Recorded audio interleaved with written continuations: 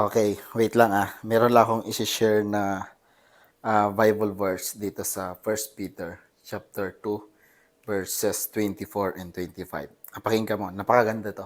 Sabi dito, who himself, sino yun? Si Jesus, bore our sins in His own body on the tree, that we, having died to sins, might live for righteousness, by whose stripes you were healed.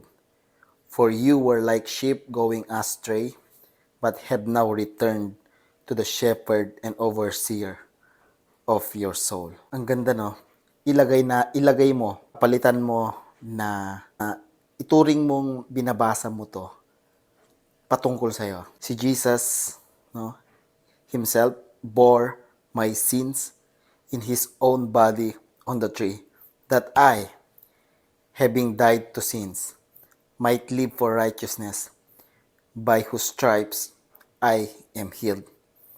For I am like a sheep going astray, but have now returned to the shepherd and overseer of my soul. Ang daming beses ko nang binasa to, pero ngayon, iba yung iba yung impact niya sa akin. Sabi dito, si Kristo, si Jesus Christ, ang umako sa mga kasalanan natin nang ipako siya sa krus para iwanan na natin ang buhay na makasalanan at mamuhay ng matuwid. Dahil sa mga sugat niya, gumaling tayo. Para tayong mga tupang naligaw noon, pero nakabalik na tayo ngayon sa Panginoon na tagapag-alaga o pastor at tagapagbantay ng ating buhay.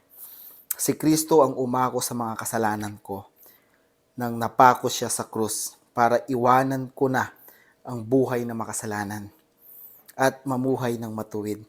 Dahil sa mga sugat niya, gumaling ako. Gumaling si Romar sa Lindayaw.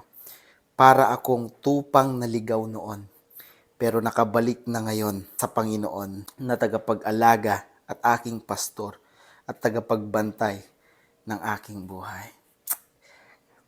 Kaya ito yung kagandahan na nagbabasa ng Word of God Yung mas lalo kang lumalapit sa Panginoon.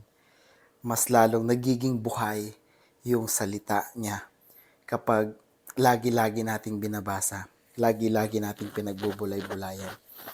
And hindi naman agad-agad mababago tayo. It takes time. It takes faith din. Basta manatili ka lang, sabi nga ng aming bishop, manatili ka lang, magbabago ka rin. Okay? At kung na-bless ka sa video na to, and pwede mo ba akong tulungan na mag-share ng Word of God through sharing this video para makarinig din yung mga tao ng Word of God. Hindi ko to word, salita to ng Panginoon. Shalom, God bless you.